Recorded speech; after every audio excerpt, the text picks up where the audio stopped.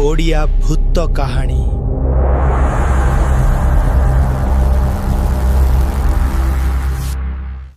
से रातिर से भयंकर अनुभूति मु जहा शुणिली एवं जहा देखिली सेटा कोनोसी साधारण मनिषर शब्द किंबा रूप नथिला। आजी एते दिन परे मध्य सेई घटना विषय रे काहाकू कहिबाकू गले मोर जीभ थरी उठे, शब्द गुड़िक गलारे अटकी जाए।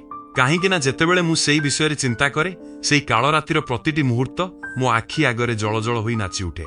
मने हुए सते जेमिति सेई राति एजाए शेष होइनी, सेई अंधार एबेबी मो चारि पाखरे घेरी रहिछि। सेदिन मु भुवनेश्वररू कटक अभिमुखे बाहरिथिली। घंटारे समय राति प्राय गोटे। हाईवे संपूर्ण खाली थिला, जेपरी एक विशाल धूसर रंगर अजगर साप निर्जनतारे सोई रहिछि। साधारणतः एकुटिया बाइक चलाइबारे मते भय लागे नाही, बरं रातिर निशब्दता मते भल लागे। किंतु सेई रातिरे परिवेशरे किछि एक अलगा कथा थिला, किछि एक अशुभ संकेत।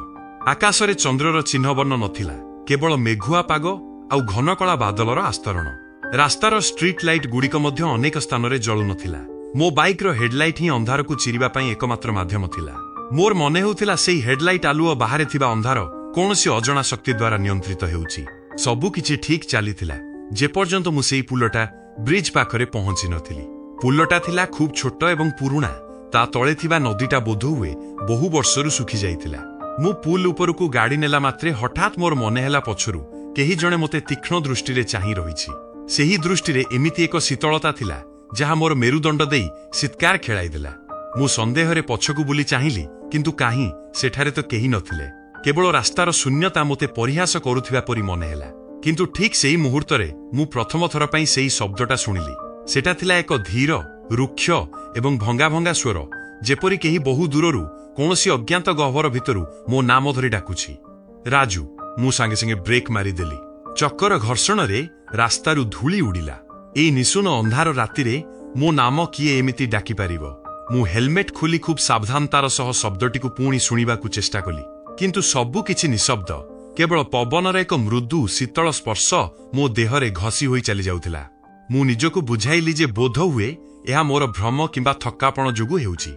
किंतु मो हृदयर हृदस्पंदन एबे आउ साधारण नथिला, ताहा द्रुत गतिरे बढ़िबारे लागिथिला।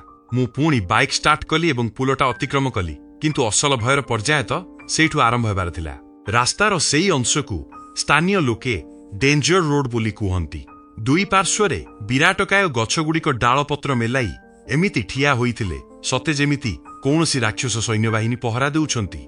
मो बाइक रो हेडलाइट सेई गछगुड़िकू केवल अधा देखाउथिला, बाकी अंधारे सबुकिछि कला और रहस्यमय देखा जाउथिला। हठात मु अनुभव कली मो बाइक रो गति धीरे धीरे कमिबारे लागिछि। मु जेते एक्सेलरेटर घुराइले भी स्पीड बढ़ु नथिला।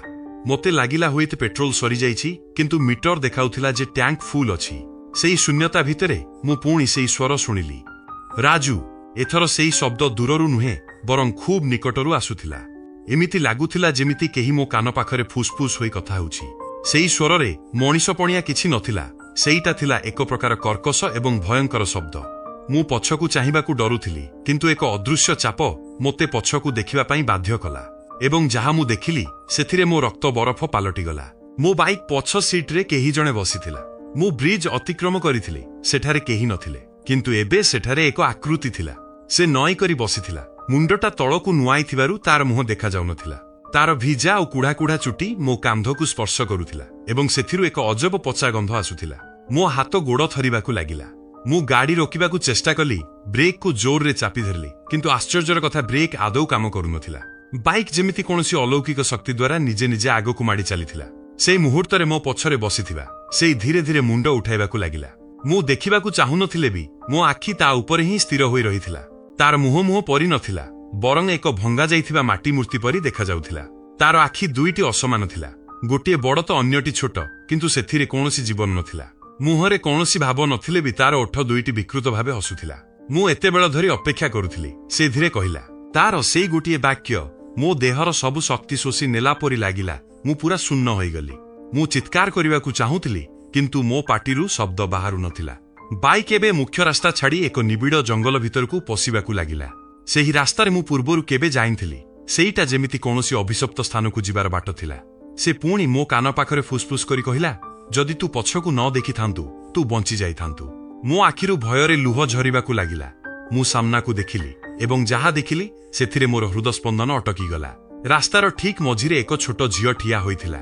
ସେ ବି ହସୁଥିଲା, କିନ୍ତୁ ତାର ଆଖି ଦୁଇଟି ସମ୍ପୂର୍ଣ୍ଣ କଳା ଥିଲା, ଯେମିତି ସେଇଟା ଦୁଇଟି ଗଭୀର ଗାତ। ମୁଁ ଗାଡ଼ି ମୋଡ଼ିବାକୁ ଚେଷ୍ଟା କଲି, କିନ୍ତୁ ମୋ ହାତ ଆଉ ମୋର ବସରେ ନଥିଲା। ସେ ଝିଅଟି ଧୀରେ କରି ହାତ ଉଠାଇ ମୋତେ ତା ପାଖକୁ ଆସିବାକୁ ଇସାରା କଲା। ମୋ ପଛରେ ବସିଥିବା ସେହି ଭୟଙ୍କର ଆକୃତିଟି ପୁଣି ହସିଲା ଏବଂ କହିଲା, ସେମାନେ ମୋତେ ଏଠି ଛାଡ଼ିଥିଲେ, ଏବେ ତୁମେ ମୋତେ ଛାଡ଼ିପାରିବନି। ବାଇକ୍ ସିଧା ସେଇ ଝିଅ ଆଡ଼କୁ ମାଡ଼ି ଚାଲିଲା। ମୋ ଶ୍ୱାସରୁଦ୍ଧ ହେବାକୁ ଲାଗିଲା। ମୁଁ ଜାଣିଥିଲି ଯେ ମୋର ମୃତ୍ୟୁ ନିଶ୍ଚିତ। ଶେଷ ମୁହୂର୍ତ୍ତରେ ମୁଁ ଭୟରେ ଆଖି ବନ୍ଦ କରିଦେଲି। ଯେତେବେଳେ ମୁଁ ପୁଣି ଆଖି ଖୋଲିଲି, ଦେଖିଲି ସକାଳ ହୋଇଯାଇଛି। ମୁଁ ରାସ୍ତା କଡ଼ରେ ଏକ ଖାଲରେ ପଡ଼ିଥିଲି। ମୋ ବାଇକ୍ ସମ୍ପୂର୍ଣ୍ଣ ଭାବେ ଚୁରମାର ହୋଇଯାଇଥିଲା ଏବଂ ମୋ ଶରୀରରେ ଅନେକ ଆଘାତ ଥିଲା। ସେଠାରେ ଅନେକ ଲୋକ ରୁଣ୍ଡ ହୋଇଥିଲେ। କେହି ଜଣେ କହୁଥିଲା, ଏଇ ପିଲାଟା ବଞ୍ଚିଗଲା କେମିତି? ସେଇ ଜାଗାରେ ତ ଆଗରୁ ବି ଏମିତି ଅନେକ ଦୁର୍ଘଟଣା ହୋଇଛି, କେହି କେବେ ବଞ୍ଚି ନାହାନ୍ତି। ମୁଁ ଧୀରେ ପଛକୁ ବୁଲି ଚାହିଁଲି, କିନ୍ତୁ ସେଠାରେ କେହି ନଥିଲେ। ସବୁକିଛି ସ୍ୱାଭାବିକ ଥିଲା, ଯେମିତି ଗତକାଲି ରାତିର ସେହି ଘଟଣା ଏକ ସ୍ୱପ୍ନ ଥିଲା। କିନ୍ତୁ ସେ ରାତି ଶେଷ ହୋଇନଥିଲା। ସେହିଦିନ ରାତିରେ ମୋତେ ହସ୍ପିଟାଲରେ ଭର୍ତ୍ତି କରାଯାଇଥିଲା। ଠିକ୍ ରାତି ପ୍ରାୟ 2ଟା ବେଳେ ଯେତେବେଳେ ପୁରା ୱାର୍ଡ ନିଶବ୍ଦ ଥିଲା, ମୁଁ ପୁଣି ସେହି ସମାନ ଶବ୍ଦ ଶୁଣିଲି। ମୋ କାନ ପାଖରେ ଧୀରେ ଏବଂ ସେହି ଓଦାଳିଆ କର୍କଶ ସ୍ୱରରେ, ରାଜୁ। ମୁଁ ଆଖି ଖୋଲିଲି ଏବଂ ଦେଖିଲି ମୋ ବେଡ୍ ପାଖରେ ସେହି ସମାନ ଆକୃତିଟି ବସିଛି, ମୁଣ୍ଡ ନୁଆଇଁ। ତାର ସେହି ଓଦା ଚୁଟିରୁ ପାଣି ମୋ ବେଡ୍ ଉପରେ ପଡୁଛି। ସେ ପୁଣି ଧୀରେ ଧୀରେ ନିଜ ମୁଣ୍ଡ ଉଠାଇବାକୁ ଲାଗିଲା। ସେବେଠାରୁ ଆଜି ପର୍ଯ୍ୟନ୍ତ ମୁଁ କେବେ ବି ଶାନ୍ତିରେ ଶୋଇପାରିନି। ପ୍ରତି ରାତି 2ଟା ହେଲେ ମୋତେ ଲାଗେ ସେ ମୋ ପଛରେ ଅଛି। ମୁଁ ଜାଣେ ସେ ଏଯାଏଁ ମୋ ପଛରେ ବସିଛି ଏବଂ ସେ କେବେ ବି ମୋତେ ଛାଡ଼ିବ ନାହିଁ। ଯଦି ଆପଣଙ୍କୁ ଏହି କାହାଣୀ ଭଲ ଲାଗିଥାଏ, ତେବେ ଭିଡିଓଟିକୁ ଲାଇକ୍ କରିଦିଅନ୍ତୁ ଏବଂ ଏଭଳି ରହସ୍ୟମୟ କାହାଣୀ ଶୁଣିବା ପାଇଁ ଆମ ଚ୍ୟାନେଲ ଓଡ଼ିଆ ଗୋଷ୍ଟ ଷ୍ଟୋରିକୁ ସବସ୍କ୍ରାଇବ୍ କରନ୍ତୁ, କାରଣ ପରବର୍ତ୍ତୀ କାହାଣୀ ସମ୍ଭବତଃ ଆପଣଙ୍କ ସହିତ ମଧ୍ୟ ଜଡ଼ିତ ହୋଇପାରେ।